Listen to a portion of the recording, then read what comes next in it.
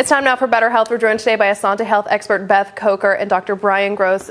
February has been Heart Month, and today we're talking about arrhythmias. Arrhythmias are any irregular or abnormal heartbeat telling us that the electrical system of the heart is not functioning properly. And Dr. Gross, what causes arrhythmias and what are types of arrhythmias?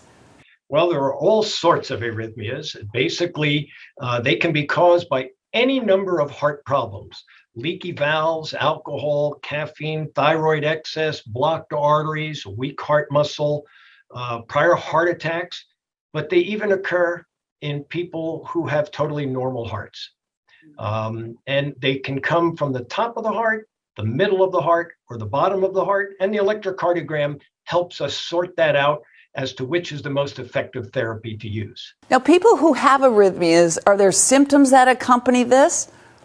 Yes, there are. There's lots of symptoms. Some people have absolutely none. My mom and dad had atrial fibrillation for the last 10 years of their life. They had not a clue they were in it.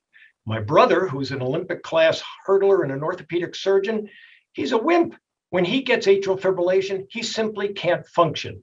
I have atrial fib myself just a couple times, and I just get a little bit of fluttering in the chest. People can get nothing or severely impaired functionality.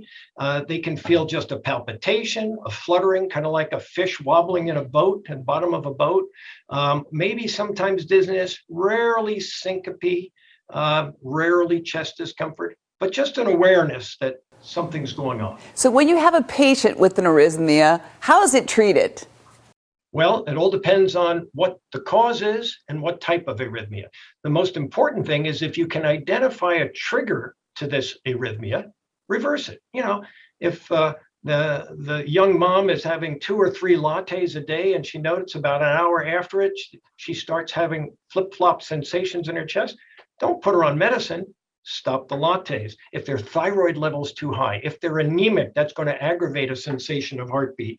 If they're taking any kind of stimulant drug, get rid of it.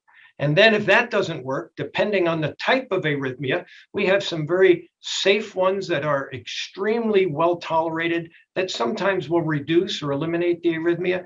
If the arrhythmias are more of a dangerous kind or much more bothersome hemodynamically, we'll go with much more potent medicines, and we try to avoid them if at all possible. And lastly, we have catheter-based techniques that we can use.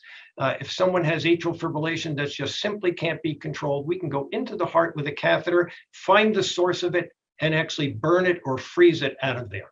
Great information for Heart Month. Thank you so much. Happy to do it. We'll be right back after this break.